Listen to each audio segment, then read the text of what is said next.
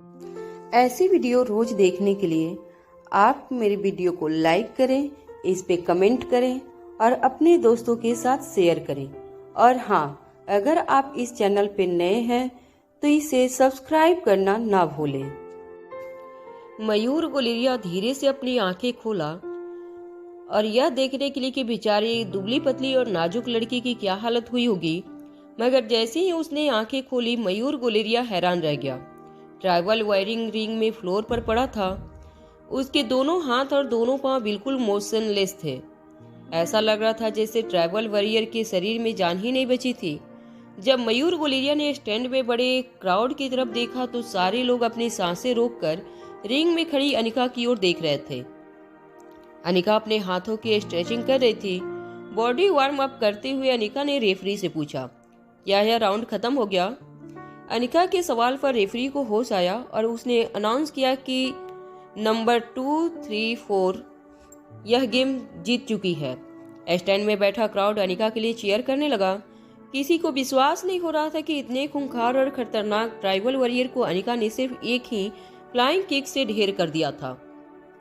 Tribal warriors जब अपने दोनों मस्कुलर्स हाथों से अनिका पर अटैक करने गया तब अनिका ने बड़ी ही स्विफ्ट एक्शन से उसकी एक टांग से ट्राइबल वॉरियर की छाती पर अटैक किया। ट्राइबल वॉरियर से यह सपने में भी नहीं सोचा था कि इतनी नाजुक से दिखने वाली लड़की का अटैक इतना तेज होगा। ट्राइबल वॉरियर की छाती पर लगी अनिका की किक इतनी स्ट्रांग थी कि फ्रैक्शन ऑफ द सेकेंड में ट्राइबल वॉरियर बेहोश फाइटिंग रिंग के फ्लोर पर पड़ा था। जब रेफरी ने अनिका को विनर अनाउंस किया तब अनिका बिल्कुल आराम से रिंग से उतरकर फूड स्टॉल की ओर चलने लगी। चीयर कर रहा क्राउड अनिका को देखे जा रहा था और यह समझने की कोशिश कर रहा था कि उसने सामने इतनी कैजुअली चल रही लड़की वाकई में कोई साधारण लड़की थी या कोई वंडर वुमन थी। ना ही अनिका के चेहरे पर जीत की कोई खुशी नजर आ रही थी और ना ही फाइट की कोई एक्साइटमेंट। फूड स्टॉल के पास बने सिटिंग एरिया में रोहित नन्ही सी रिया को अपनी गोद में लेकर बैठा था। रिया ने अपनी आंखें बंद रखी थी और वह अपनी प्यारी सी आवाज में रोहित को नर्सरी राइम्स सुना रही थी। अनिका को अपने पास आता हुआ देख रोहित ने कहा, मानना पड़ेगा वाकई में वंडर गर्ल हो। इससे पहले कि अनिका रोहित से कुछ कहती, रोहित ने अपनी बात आगे बढ़ाते हुए कहा, हमारी रिया वाकई में वंडर गर्ल है। हमारी रिया जिसे सारी नर्सरी राइम्स बाय हर्ट्स है। अनिका रोहित और रिया के ठीक बगल में बैठ गई और अपना सर पीछे हेडरेस्ट पर रखते हुए अनिका ने रिया और रोहित से कहा, 1 घंटे बाद मुझे जगा देना। यह कहते ही अनिका वहीं बैठी बैठी गहरी नींद में सो गई। ग्राउंड में बैठे लोगों का ध्यान अभी भी रिंग में शुरू हुई अगली फाइट की ओर नहीं था, मगर फूड स्टॉल के पास बैठे इन 3 लोगों की अजीब फैमिली के ऊपर था। लोग अभी भी समझ नहीं पा रहे थे कि आखिर यह लड़की क्या थी। रोहित और रिया के रिएक्शन देखकर लोग यह नहीं समझ पा रहे थे कि आखिर इस लड़की का पति और उसकी बेटी इस फाइट के बाद भी इतने कूल कैसे रह सकते थे। मगर यह बात नहीं जानते थे कि रोहित और रिया दोनों ने ही अनिका को इससे कहीं ज्यादा खतरनाक फाइट लड़ते हुए देखा था। कुछ देर बाद अनिका अपने ही फोन की रिंग से जागी। फोन रिसीव करते ही अनिका ने कहा, तुमने मेरी नींद खराब की है। अगर कोई इम्पोर्टेंट बात नहीं हो तो याद रखना, छोड़ूंगी नहीं तुम्हें। जब अनिका ने धीरे से अपनी आंखें खोली तो उसके ठीक सामने रिया और रोहित उसे घूर घूर कर देख रहे थे। दोनों ने मास्क जरूर पहन रखा था, मगर दोनों की घूरती हुई आंखें अनिका को साफ दिखाई दे रही थी। दोनों को अपनी ओर इस तरह देखते हुए अनिका के चेहरे पर हल्का सा गुस्सा नजर आने लगा। अनिका ने दोनों से कहा, घूरो मत इस तरह, मुझ में पंख नहीं लगे हैं। जैसे ही अनिका ने यह कहा, रिया ने रोहित की ओर देखते हुए कहा, सुबह सुबह नींद से जागने के बाद मम्मी बहुत गुस्से में रहती है। रोहित ने धीमी आवाज में रिया से कहा, अब यह बात तो मुझे पता नहीं होगी। रिया ने जवाब देते हुए कहा, जब हम साथ में सोएंगे तब आप भी देख लेना। सुबह सुबह मम्मी का मूड ऐसा होता है जैसे वह किसी वार पर जा रही हो। रोहित ने अनिका की ओर देखते हुए बड़ी स्टाइल से कहा, मुझे भी उसी दिन का इंतजार है। रोहित की इस बात को अनिका ने पूरी तरह से इग्नोर कर दिया और फोन पर बात करने लगी। फोन पर दूसरे छोर से निखिल ने अनिका से कहा, डॉक्टर अमृता, आप ही के काम के लिए कॉल किया है आपको। मैंने आपके लिए राजीव गुलेरिया के बारे में कुछ इन्फॉर्मेशन कलेक्ट की है। निखिल कोठी भास्कर की यह बात सुनते ही अनिका के चेहरे से नींद गायब हो गई। अनिका बड़ी ही ध्यान से निखिल की बातों को सुनने लगी। निखिल ने अनिका से कहा, गुलेरिया परिवार के 4 बेटे थे। सबसे बड़ा बेटा किशोर, जिसका बेटा सिद्धार्थ गुलेरिया है। किशोर गुलेरिया के बारे में कहा जाता था कि वह काफी वर्ड बोले थे। काम में उनका ध्यान कम ही रहता था, मगर बाकी की बातों में उनका इंटरेस्ट ज्यादा रहता था। उनके इसी स्वभाव की वजह से वह बिजनेस में कभी सक्सेस नहीं देख पाए। लोगों को हैंडल करना उनके लिए बहुत मुश्किल था। हमेशा ही कंफ्यूजन में रहते और लोगों को भी कंफ्यूजन में डाल देते। उसके बाद राजीव गुलेरिया काफी तेज दिमाग और एक शातिर बिजनेसमैन। बिजनेस की दुनिया में उन्हें श्रद्ध माना जाता था। अपना मकसद पूरा करने के लिए वह अक्सर लोगों को अपनी बातों के जाल में फंसाते थे और अपना काम निकलवा लेते थे। हालांकि बिजनेस के लिए उनकी यह क्वालिटीज काफी अच्छी थी, मगर उनके सारे दांव पूरी तरह से एथिकल नहीं कहे जा सकते थे। बिजनेस के अलावा वह अपनी पर्सनल लाइफ में काफी अयास थे। काफी लड़कियों के साथ उनके संबंध रहे थे। यह भी माना जाता था कि उस टाइम की एक मशहूर टीवी एक्ट्रेस उनके बच्चे की मां बनने वाली थी, मगर उस बात को पूरी तरह से दबा दिया गया था। उससे छोटे थे करण गुलेरिया। करण गुलेरिया की बिजनेस सेंस लगभग राजीव गुलेरिया जैसी ही थी। शार्प इंटेलिजेंस और एक काफी अच्छा बिजनेस माइंड पाया था करण गुलेरिया ने। उस समय के गुलेरिया परिवार के हेड के मन में हमेशा यह कंफ्यूजन लगा रहता था कि वह अपने लीगली करण और राजीव में से किसके पास करें। दोनों की काफी तेज और इंटेलिजेंस दे, उन दोनों में से किसी एक को चुनना बहुत मुश्किल था। मगर राजीव गुलेरिया आए दिन किसी न किसी कंट्रोवर्सी में फंसे रहते थे। इसलिए करण गुलेरिया को गुलेरिया खानदान का अगला हेड चुना गया। यह होने के बाद राजीव गुलेरिया ने अपना ध्यान बिजनेस पर से पूरी तरह से हटा लिया और वह पहले से ज्यादा अयास हो गए। अनिका बड़े ही ध्यान से निखिल की बातें सुन रही थी। अनिका ने आज तक राजीव गुलेरिया के बारे में जो कुछ भी सोचा था और जो कुछ भी सुना था, उससे काफी अलग थे राजीव गुलेरिया। निखिल ने अपनी बात आगे बढ़ाते हुए कहा, गुलेरिया परिवार का इस वक्त एक और कजिन है, जिसका नाम है मयूर गुलेरिया। वह इस वक्त गुलेरिया परिवार के सारे सीक्रेट काम हैंडल करता है। काफी तेज और चालाक लड़का है। काफी कम उम्र में उसने एथिकल और अनएथिकल बिजनेस डील पर अपनी मास्टरी बना ली है। कोई भी ऐसा काम हो जो Guleria group of industries legal paper sign करके नहीं कर सकती थी, वह सारे काम मयूर गुलेरिया के अंडर आते थे। लोगों को डराना धमकाना उसके लिए बहुत मामूली बात थी, मगर सबसे नोटिसेबल बात यह थी कि मयूर कोई भी काम करने के बाद पीछे कोई सबूत नहीं छोड़ता था। क्या तुम जानती हो यह हुनर मयूर के अंदर कैसे आया? गुलेरिया परिवार में एक अंडरग्राउंड टीम की नींव किसने रखी थी? निखिल के सवाल पर अनिका सोचने लगी। अनिका के दिमाग में सिर्फ एक ही नाम आ रहा था, राजीव गुलेरिया। मगर निखिल ने अपनी ही बात का जवाब देते हुए कहा, करण गुलेरिया। करण गुलेरिया ने ही अंडरग्राउंड गुलेरिया टीम की फाउंडेशन की थी, मगर वह खुद व्हाइट कॉलर बिजनेस में इन्वॉल्व थे। इसलिए बाद में उन्होंने इस टीम की बागडोर राजीव गुलेरिया के हाथ में दे दी। राजीव गुलेरिया अयास जरूर था, मगर उसके अंदर मार्शल आर्ट सीखने का जुनून था। यूं कहा जा सकता था यह वह कला थी जिससे राजीव गुलेरिया सच्चा प्यार करता था।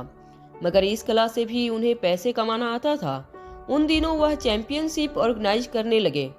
यह मार्शल आर्ट चैंपियनशिप काफी अंडरग्राउंड तरीके से ऑर्गेनाइज की जाती थी। आज तक किसी को भी यह भनक नहीं लगी कि यह मार्शल आर्ट चैंपियनशिप कौन ऑर्गेनाइज करता था, मगर यह चैंपियनशिप के पीछे जो नाम जुड़ा है वह है राजीव गुलेरिया।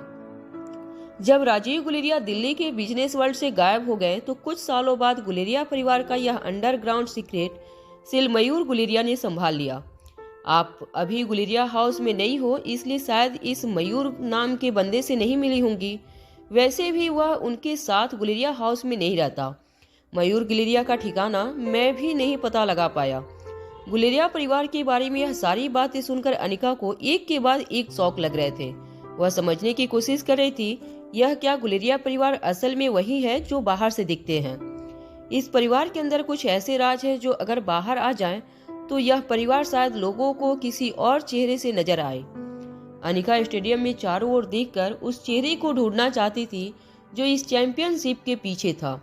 निखिल ने अनिका से कहा, हालांकि चैंपियनशिप के प्रेसिडेंट्स काफी सालों से अब कोर कमेटी के साथ जुड़े हुए नहीं हैं, मगर मैंने सुना है कि आज भी चैंपियनशिप को किस तरह चलाया जाए, इसके अंडर कोर्स टीम को वहीं से मिलते हैं, यानी कि राजीव गुलेरिया से। फ़ोन डिस्कनेक्ट करते ही अनिका अपनी जगह पर खड़ी हो गई।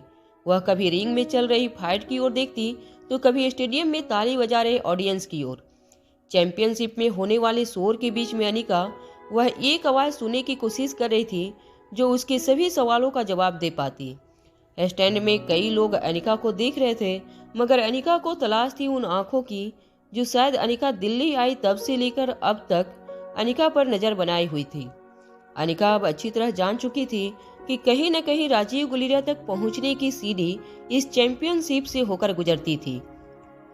अनिका किसी भी हालत में राजीव गुलेरिया तक पहुंचना चाहती थी, क्योंकि राजीव गुलेरिया वह आखिरी सीढ़ी थी जिसके बाद अनिका को अपनी जिंदगी और अपनी मां की जिंदगी से जुड़े सारे सवालों का जवाब मिल पाते। अनिका किसी भी तरह राजीव गुलेरिया तक पहुंचकर उनके डीएनए सैंपल कलेक्ट करना चाहती थी, जिससे वह अपने और राजीव गुलेरिया के डीएनए सैंपल मैच करके इस बात का पता लगा पाए कि क्या सचमुच राजीव गुलेरिया ही उसके बायोलॉजिकल पिता थे। जब बेंगलुरु में राजलक्ष्मी ने करण गुलेरिया की और अनिका के डीएनए सैंपल टेस्ट करवाई थी, तब राजलक्ष्मी ने खास तौर से अनिका से कहा था कि करण गुलेरिया अनिका की बायोलॉजिकल फादर हैं या नहीं, यह कंफर्म नहीं किया जा सकता जब तक अनिका के डीएनए सैंपल राजीव गुलेरिया की सैंपल के साथ मैच नहीं किए जाते। राजीव गुलेरिया तक पहुंचकर न सिर्फ इस बात पर से पर्दा उठता कि अनिका आखिर किसकी बायोलॉजिकल बेटी थी है, बल्कि उस रहस्य पर से भी पर्दा उठ जा सकता था कि आखिर स्वाति ने करण गुलेरिया को धोखा क्यों दिया था। अपनी मां के बारे में ऐसी बात सोचकर अनिका की सांसें तेज होने लगी। रिया और रोहित अनिका के सामने देखकर उससे कुछ बात करने की कोशिश कर रहे थे, मगर अनिका के कानों पर उनकी आवाज नहीं पहुंच पा रही थी। अनिका यह बात बर्दाश्त नहीं कर सकती थी कि लोग उसकी मां को आज भी धोखेबाज मानते थे। करण गुलेरिया की बर्बादी के पीछे लोग स्वाति को ही जिम्मेदार ठहरा रहे थे। बचपन से अनिका ने अपने मन में अपनी मां की जो तस्वीर बनाई थी, क्या वह झूठी थी? क्या स्वाति सचमुच वही औरत थी जैसा लोग उसे समझ रहे थे? अनिका के माथे से पसीना बहने लगा। मास्क के अंदर अनिका को घुटन महसूस होने लगी थी। कुछ और देर अगर अनिका खड़ी रहती तो शायद चक्कर खाकर गिर जाती। अनिका के आसपास बैठने की कोई जगह ढूंढी, मगर जैसे ही वह पास रखी एक चेयर पर बैठने की कोशिश करने लगी, एक फटे कपड़ों वाला आदमी दौड़ता हुआ अनिका की बगल से गया। उसकी टक्कर से अनिका लड़खड़ाने लगी। जब अनिका ने किसी तरह चेयर का सहारा लेकर अपने आप को संभाला तो वह यह देखकर हैरान हो गई कि जिस आदमी ने उसे टक्कर मारी थी वह और कोई नहीं बल्कि गुलेरिया हाउस में रहने वाला वह पागल बुढ़ा था। गुलेरिया हाउस की पागल बुढ़े को चैंपियनशिप स्टेडियम में देखकर अनिका हैरान रह गई। उसे अपनी आंखों पर विश्वास नहीं हो रहा था। गुलेरिया हाउस इस जगह से कम 1 घंटा दूर था, और अगर इस आदमी की दिमागी हालत ठीक नहीं थी तो आखिर वह यहाँ तक पहुंचा कैसे? अनिका ने अपने आप को संभाला और उस पागल बुढ़े का पीछा करने लगी। अचानक ही वह भीड़ के बीच कहीं खो गया। अनिका ने भीड़ को ढकेलते हुए कुछ देर तक उसे ढूंढने की कोशिश की। अनिका को यकीन था कि यह वही पागल बुढ़ा था जो उसे गुलेरिया हाउस में मिला था, मगर वह इस जगह पर क्या कर रहा था? वह यहाँ कैसे पहुंचा? इस बात से अनिका परेशान थी। अनिका लगातार भीड़ के बीच में उसे ढूंढने की कोशिश कर रही थी। वह फटे हुए कपड़े और झुलसा हुआ चेहरा जिसने अनिका को कुछ दिन पहले डरा दिया था, उस शख्स को अनिका भूल नहीं सकती थी। अनिका जब उसे ढूंढते हुए भीड़ के बीचों बीच में रास्ता बनाते हुए आगे निकलने लगी, तभी अचानक रिंग से वॉलंटियर ने आवाज लगाते हुए कहा, अब अगली मैच होगी कंटेस्टेंट 234 और कंटेस्ट 257 यानी कि इसका फेयर्स के बीच में। अब तक ग्राउंड में सभी लोग जान चुके थे कि कंटेस्टेंट 234 और कोई नहीं बल्कि वही मास्क पहनी दुबली पतली सी लड़की थी जिसने ताकतवर ट्राइबल वॉरियर को एक ही पंच में ढेर कर दिया था। अनिका का बदला हुआ नाम था आर्य। अनिका की फाइट अनाउंस होते ही स्टेडियम में बैठे सारे लोग कंटेस्टेंट 234 के लिए चीयर करने लगे। चैंपियनशिप में और भी लड़कियों ने हिस्सा लिया था, मगर एक के बाद एक लड़कियां अपने से ताकतवर ओपोनेंट के सामने मैचेज हारती चली गई। लोगों को अब बस इस बात का इंतजार था कि अनिका क्या दूसरी फाइट में भी ताकतवर एस्का फेयर्स को हरा पाएगी, या फिर पहली मैच में अनिका ट्राइबल वॉरियर को सिर्फ इसलिए हरा पाई थी क्योंकि ट्राइबल वॉरियर अनिका को देखकर ओवर कॉन्फिडेंस हो गया था और उसे अपना डिफेंस मैकेनिज्म बिल्कुल छोड़ दिया था। हो सकता है इस बार इसका फेस पहले से अनिका के साथ मुकाबले के लिए तैयार हो और अनिका को इस बार किसी ताकतवर ओपोनेंट के साथ मुकाबला करने में परेशानी हो सकती थी। मैच के लिए सभी लोग एक्साइटेड होने लगे थे। तभी रिंग में खड़ा वॉलंटियर अनिका का कंटेस्टेंट नंबर बार बार बुलाने लगा, मगर भीड़ के बीच में उस पागल बुढ़े को ढूंढ रही अनिका के कानों पर उस वॉलंटियर की अनाउंसमेंट नहीं पड़ रही थी। वह किसी भी हालत में उस शख्स तक पहुंचना चाहती थी। जब अनिका को ये लगा कि शायद उसे वह पागल बुढ़ा फिर से भीड़ के बीच में नजर आया, तभी अनिका की आंखों के सामने रोहित नन्ही सी रिया को लेकर आ गया। रोहित ने अनिका को कंधे से पकड़ते हुए कहा, क्या तुमने सुना नहीं? अभी मैच तुम्हारी है और लोग तुम्हारा इंतजार कर रहे हैं, जाओ रिंग में। रिया भी अपने दोनों हाथ हवा में उछालते हुए कहने लगी, वाह मम्मा, इसकी भी वही हालत करना जो पहले वाले अंकल की थी। अनिका उस बुढ़े आदमी का पता जरूर लगाना चाहती थी, मगर वह जानती थी कि इस वक्त वह एक चैंपियनशिप का हिस्सा थी। अनिका फिर से अपने हाथों को स्ट्रेट करते हुए रिंग की ओर आगे बढ़ने लगी।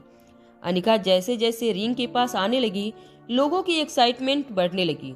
कभी किसी ने स्टैंड से आवाज लगाते हुए कहा, इस बार नहीं बच सकती, एक बार लकी रही मगर हर बार नहीं बच सकती। अनिका ने अपने कानों पर पड़ती कमेंट को पूरी तरह इग्नोर किया और स्टेडियम के बीचों बीच बनी फाइटिंग प्लेटफॉर्म पर एक ही झटके से चढ़ गई। सामने एक बड़ा ही डरावना मास्क पहना कंटेस्टेंट खड़ा था। पहले वाले कंटेस्टेंट ट्राइबल वॉरियर से इसकी हाइट कम थी, मगर बॉडी काफी ज्यादा हैवी थी। इसके चेहरे पर एक काले कलर का मास्क था जिस पर लाल निशान लगे थे।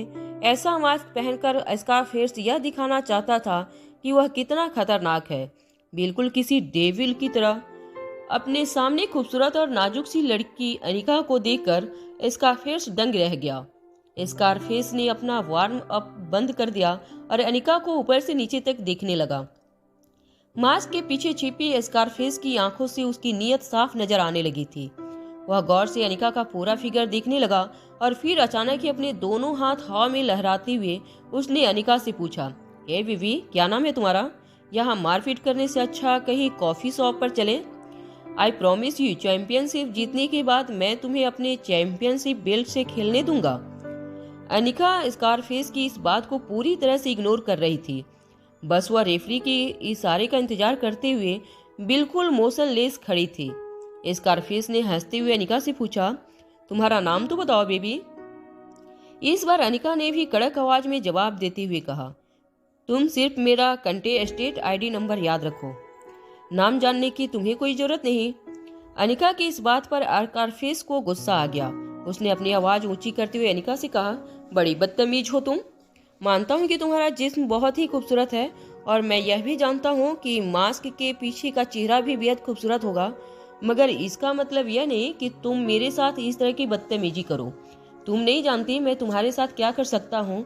अब मैच में जो भी होगा उसके लिए मुझे जिम्मेदार मत ठहराना। मैं उस ट्राइबल वॉरियर की तरह बेवकूफ नहीं, अटैक और डिफेंस दोनों अच्छी तरह से जानता हूँ। छोटे मोटे मार्शल आर्ट के दांव पेच खेलकर तुम ट्राइबल वॉरियर जैसे को बेवकूफ को हरा सकती हो, मुझ जैसे शैतान को नहीं। रेफरी ने 3 काउंट देते हुए मैच शुरू करने का इशारा किया। स्कारफेस ने इशारा देखते ही अपनी गर्दन झुका ली और अपने दोनों पांव झुकाकर अनिका को घुटनों से पकड़कर उसे पलटने के लिए आगे बढ़ने लगा। अनिका ने जैसे ही स्कारफेस का यह मूव देखा, अनिका तेजी से अपनी जगह से हट गई। जैसे ही स्कारफेस का अटैक नाकाम हुआ, अनिका ने पलटकर स्कारफेस को गर्दन से पकड़ा और इससे पहले कि स्कारफेस अनिका का हाथ पकड़कर उस पर अटैक करने की कोशिश करता, अनिका ने स्कारफेस की गर्दन पर जोर से वार किया। अनिका का हाथ स्कारफेस की गर्दन पर पड़ते ही स्कारफेस की बदन से किसी हड्डी के टूटने की आवाज आई। स्कारफेस अपनी गर्दन टेढ़ी करके वहीं रिंग में घुटनों के बल बैठ गया। रेफरी के बार बार पूछने पर भी स्कारफेस रेफरी को कोई जवाब देने की हालत में नहीं लग रहा था। अनिका ने बड़ी ही सॉफ्ट आवाज में रेफरी से पूछा, अगर आपकी इजाजत हो तो क्या मैं जा सकती हूँ? रेफरी भी अब यह बात अच्छी तरह जानता था कि स्कारफेस इस मैच में वापसी नहीं कर सकता था। अनिका के पंच का असर वह पहले भी देख चुका था। रेफरी के कंटेस्ट 2, 3, 4 को विनर अनाउंस कर दिया। अनाउंस होते ही क्राउड कंटेस्टेंट 3-2-4 को चीयर करने लगा। लोग स्टेडियम में जोर जोर से 3-2-4 के नारे लगाने लगे। उन्हें पता था कि आज उन्होंने रिंग में जो कुछ भी देखा था वह आज तक की देखी गई फाइट से काफी अलग था। उन्हें लग रहा था किसी सुपर हीरो बुक ने वंडर वुमन बाहर निकल आई थी। विनर अनाउंस होते ही अनिका रिंग से नीचे उतरकर रोहित के पास जाने लगी। अनिका की आज की दोनों मैच खत्म हो चुकी थी, उसे जल्दी से घर जाना था। चीयर करे क्राउड को अनिका ने पूरी तरह इग्नोर कर दिया था। उन लोगों को अनिका का यह एटीट्यूड और भी ज्यादा पसंद आने लगा था। कुछ लोग क्राउड में से उसे वंडर वुमन कहकर भी पुकारने लगे थे। जैसे ही अनिका रोहित के पास पहुंचने वाली थी तभी पीछे से अनिका को मयूर गुलेरिया ने आवाज देते हुए कहा, तुम कमाल हो, मैंने सोचा नहीं था कि तुम इतनी अच्छी निकलोगी। अगले राउंड में मेरा मुकाबला तुमसे हो सकता है। हम दोनों के बीच काफी मजेदार होने वाली है। अनिका ने जब मुड़कर मयूर को देखा तो मयूर अनिका से हाथ मिलाने के लिए अपना हाथ आगे बढ़ा रहा था। अनिका को यहाँ चैंपियनशिप रिंग में किसी के साथ मेल जोल बढ़ाने में कोई इंटरेस्ट नहीं था और वैसे भी यह मास्क के पीछे वाले चेहरे को अच्छी तरह से जानती थी। जब मयूर ने देखा कि अनिका को हाथ मिलाने में कोई इंटरेस्ट नहीं था तो मयूर ने अपना हाथ वापस खींचते हुए कहा, मैं तो चाहता था कि दोस्ती का हाथ आगे बढ़ा के हम दोनों टीम बन सकते हैं, मगर शायद तुम्हें अपना ईगो अपनी काबिलियत से ज्यादा प्यारा है। मगर एक बात बता दूं, इस रिंग में मैंने बड़े बड़े ईगो को टूटते हुए देखा है। बहुत जल्द तुम्हारा भी यह गुरूर जरूर टूटेगा। अनिका समझ नहीं पा रही थी कि आखिर मयूर गुलेरिया किस टीम की बात कर रहा था। जब मयूर गुलेरिया पलट कर वापस जाने लगा तब अनिका ने उसका हाथ पकड़कर उसे रोकते हुए पूछा, किस टीम की बात कर रहे हो तुम? यहाँ कैसी टीम? मयूर ने धीरे से अपना हाथ अनिका के हाथ से छुड़ाते हुए अनिका से कहा, क्या तुमने रूल बुक ठीक से पढ़ी नहीं? अगर इंडिविजुअल मैच खेलोगे तो चैंपियनशिप राउंड में पहुंचने के लिए तुम्हें कम से कम 20-22 दिन लग जाएंगे, क्योंकि इसमें सारी 1-1 फाइट्स होती है। अगर हम टीम बनाकर लड़ते तो हर राउंड आधे टाइम में पार कर सकते हैं और चैंपियनशिप राउंड में जल्दी पहुंच सकते हैं। चैंपियनशिप राउंड में पहुंचते ही टीम टूट जाएगी और फिर फाइनल राउंड में 1-on-1 फाइट्स होगी। मैंने सोचा कि तुम्हारे साथ टीम करके थोड़ा समय बचा लूं, लेकिन तुम्हें यह टीम मंजूर नहीं तो कोई बात नहीं, मैं तुम्हें रिंग में मुकाबला करूंगा और तुम्हें यह बताऊंगा कि मुझे टीम अप ना करके तुमने कितनी बड़ी गलती की है। अनिका यह रूल बिल्कुल नहीं जानती थी, मगर इस तरह अनिका अपना काफी वक्त बचा सकती थी। इस चैंपियनशिप में हिस्सा अनिका ने इसलिए लिया था क्योंकि वह सुखवीर सर के डिफेंडिंग चैंपियन के साथ मुकाबला करना चाहती थी, मगर उस मुकाबले तक पहुंचने के लिए जो टाइम लगने वाला था वह अनिका किसी भी कीमत पर कम करना चाहती थी। अनिका के बस में होता तो चैंपियनशिप राउंड में पहुंचने के लिए जितनी भी फाइट लड़नी जरूरी थी वह सारी फाइट वो एक ही दिन में लड़ लेती, मगर रूल बुक उसे ऐसा नहीं करने दे रही थी। इसलिए मयूर की बात सुनते ही अनिका ने तुरंत मयूर से कहा, ठीक है, मैं तुम्हारे साथ टीम बनाने के लिए तैयार हूँ। अनिका की ये बात सुनते ही मयूर चौंक गया। उसे समझ नहीं आ रहा था कि अचानक ही अनिका ने अपना डिसीजन क्यों बदल दिया। मयूर ने पूछा, लगता है बहुत जल्दी है तुम्हें चैंपियनशिप राउंड में पहुंचने की, क्या मैं जान सकता हूँ क्यों? मयूर की बात का जवाब देते हुए अनिका ने कहा, क्योंकि मैं जल्द से जल्द डिफेंडिंग चैंपियनशिप से मुकाबला करना चाहती हूँ।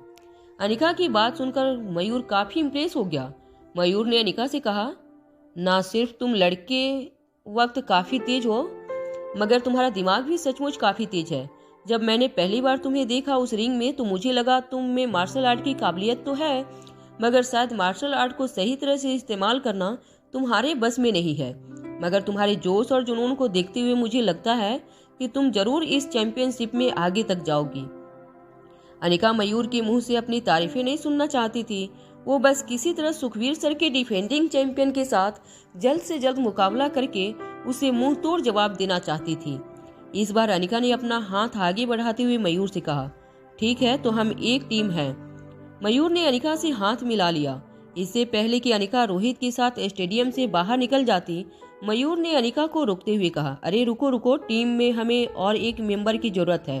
टीम पूरी करने के लिए 3 मेंबर होने जरूरी हैं। अनिका ने मयूर से पूछा, क्या तुम्हारी नज़र में है कोई जो हमारी टीम ज्वाइन करेगा? मयूर ने अनिका को जवाब देते हुए कहा, वैसे तो हम दोनों ही ओपोनेंट्स के लिए काफ़ी हैं, मगर रूल बुक के हिसाब से टीम में 3 मेंबर्स का होना जरूरी है और अनफॉर्चुनेटली मैं ऐसे किसी भी कैंडिडेट्स को नहीं जानता जो हमारे साथ टीम अप करने के लिए तैयार होगा। कुछ देर सोचने के बाद अनिका ने झटके से रोहित का हाथ पकड़ा और उसे आगे करते हुए मयूर से कहा, ठीक है, फिर यह होगा हमारी टीम का तीसरा मेंबर। रोहित, जिससे एक नन्ही सी बच्ची को अपने हाथ में पकड़ रखा था, उसे देखते हुए मयूर गुलेरिया हैरान रह गया। मयूर ने अनिका से पूछा, क्या यह पहले कभी लड़ा है? इससे पहले कि रोहित मयूर की बात का जवाब देता या उसे रिजेक्ट करता, अनिका ने कहा, हाँ लड़ सकता है, तुम उसकी चिंता मत करो। मयूर ने रोहित के हाथों में हाथ डालकर कहा, ठीक है फिर दोस्त, यह पक्का रहा कि हम तीनों एक ही टीम है। अब तो दुश्मनों की सामत आएगी। रोहित समझ नहीं पा रहा था कि वह अनिका की बात को कैसे टालता, इसलिए उसने भी मयूर की हाँ में हाँ मिलाते हुए मयूर के हाथ से हाथ मिला लिया। मगर अनिका और मयूर दोनों यह नहीं जानते थे कि उन्होंने जिसके साथ टीम बनाई है वही था इस चैंपियनशिप का डिफेंडिंग चैंपियन। अनिका, मयूर और रोहित की टीम इतनी तेजी से बनी थी कि रोहित को कुछ रिएक्ट करने का मौका ही नहीं मिला। मयूर ने रजिस्ट्रेशन काउंटर की ओर इशारा करते हुए कहा, चलो हम तीनों को वहां रजिस्ट्रेशन काउंटर पर जाकर हमारी टीम रजिस्टर करवानी होगी। अनिका और रोहित मयूर के पीछे पीछे रजिस्ट्रेशन काउंटर की ओर चलने लगे। रोहित ने अनिका का हाथ पकड़कर धीमी आवाज में अनिका से कुछ कहने की कोशिश की, मगर इससे पहले कि रोहित कुछ कहता, अनिका ने रोहित को बोलने से रोकते हुए कहा, आपको मेरी मदद करनी होगी मिस्टर मारवा, मैं जल्द से जल्द डिफेंडिंग चैंपियन से मिलना चाहती हूँ। रोहित अनिका की यह बात सुनकर चुपचाप मयूर के पीछे चलने लगा। तीनों रजिस्ट्रेशन काउंटर के पास पहुंचने वाले थे। अनिका को फिर से गुलेरिया हाउस का वह पागल बुढ़ा भीड़ के बीच से स्टेडियम स्टैंड के नीचे बने कमरे की ओर जाता हुआ दिखा। इस बार अनिका को पक्का यकीन था कि यह वही जला हुआ चेहरा वाला बुढ़ा था जो उसे गुलेरिया हाउस में मिला था। अनिका जानना चाहती थी कि आखिर वह यहाँ क्या कर रहा था। अनिका अचानक ही अपना रास्ता बदलकर उसका पीछा करने लगी। तभी पीछे से अनिका का हाथ पकड़ते हुए मयूर ने कहा, रजिस्ट्रेशन काउंटर इस तरफ है। अनिका ने झटके से अपना हाथ मयूर के हाथ से छुड़ा लिया। अनिका ने जिस तरह मयूर का हाथ झटका था, उसके मयूर को अनिका की ताकत का एहसास हो गया था। एक लड़की होने के बावजूद जिस ताकत से और जिस स्पीड से अनिका ने मयूर का हाथ झटका था, वह देखकर मयूर खुद हैरान हो गया था। अनिका देखते ही देखते भीड़ के बीचों में गायब हो गई। जब मयूर ने अनिका का पीछा करने की कोशिश की, तब रोहित ने मयूर को कंधे से पकड़कर रोक लिया। रोहित की ग्रिप इतनी स्ट्रांग थी कि मयूर 1 इंच भी आगे नहीं बढ़ पा रहा था। जब मयूर हैरानी से मास्क लगाए रोहित की ओर देखने लगा, तब रोहित ने धीमी आवाज में मयूर को समझाया, उसे अभी कहीं जाना है, थोड़ी सी बिजी है, टीम हम दोनों चलकर रजिस्टर करवा लेते हैं। मयूर को इस बात पर हैरानी हो रही थी कि यह कपल इतना स्ट्रेच क्यों लग रहा था। दोनों की ग्रिप इतनी मजबूत कैसे हो सकती थी, ये सोचकर मयूर हैरान था। जब मयूर और रोहित रजिस्ट्रेशन काउंटर पर पहुंचे तो रजिस्ट्रेशन काउंटर पर खड़ा आदमी 001 कंटेस्टेंट डिफेंडिंग चैंपियन को पहचान गया। इससे पहले कि वह रोहित को डिफेंडिंग चैंपियन कहकर पुकारता, रोहित ने अपना हाथ रजिस्ट्रेशन काउंटर पर रखते हुए कहा, हम यहाँ टीम रजिस्टर करने आए हैं। डिफेंडिंग चैंपियन टीम बनाना चाहता था। यह सुनकर काउंटर पर खड़ा लड़का हैरान रह गया। जो डिफेंडिंग चैंपियन सीधे ही फाइनल राउंड खेल सकता था, उसे टीम बनाकर इस तरह प्रिलिमिनरी राउंड लड़ने की कोई जरूरत नहीं थी। फिर वह ऐसा क्यों कर रहा था, यह बात उसे समझ नहीं आ रही थी, मगर उसे अपनी ड्यूटी निभानी थी।